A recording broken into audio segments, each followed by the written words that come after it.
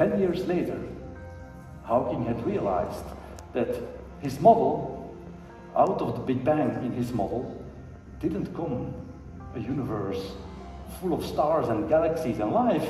No, out of his model in that book came an empty universe.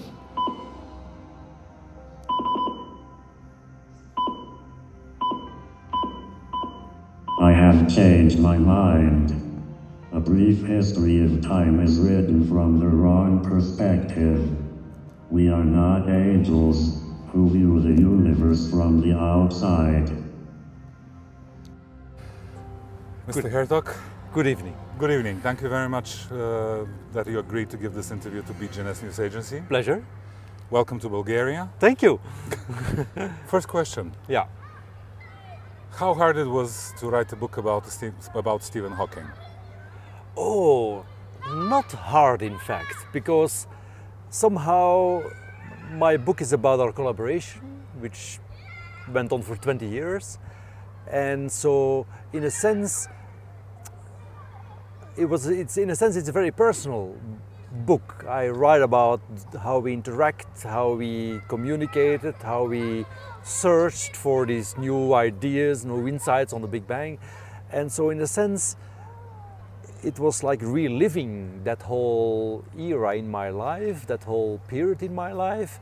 And it came kind of natural, I must say. And also, I must say that towards the end of his life, Hawking, when we arrived at this new sort of Darwinian thinking about the Big Bang, Stephen asked me to write a book. But at that point he could hardly write a sentence himself, and so it was a way, I think, to honor our collaboration, to deepen our collaboration, to deepen the insights,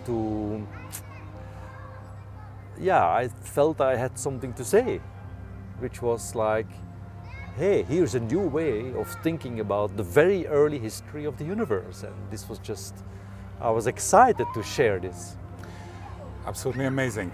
What were you thinking?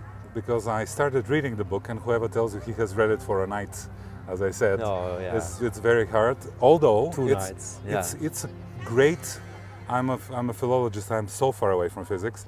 It's a great reading because it gives out your relationship and your respect between you two, and at the same time there is a lot of physics inside, which is not well. It's for everybody, but sometimes there is a lot of terminology. But I have another question. What were you thinking when you saw this olive green door of his office as the book starts? Because this kind of is imprinted in my mind. You say, I saw the olive green door and I opened it and I saw Stephen. What were you thinking when it came inside? Now, this is one of these surreal moments in one's life, evidently, right? It had some sort of long build-up because it was well known in Cambridge among the students that whoever came top of the class, at the end of the year, he would receive an invitation to go talk to Hawking.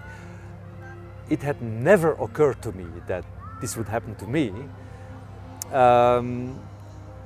So this is one of these decisive moments in one's life, because I see his office door, I knock on it. Of course there's no answer. He couldn't talk. So you had to open it yourself and introduce yourself, and then there would still be no answer, of course.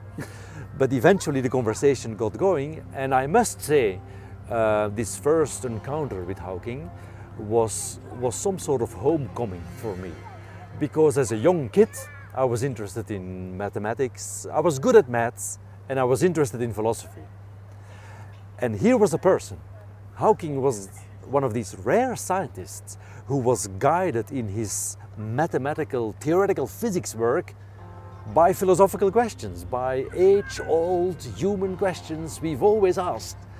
And this was the very first time I met someone like that, and I felt my two interests merged and coming together in this scientist. So I immediately knew that this is what I wanted to do.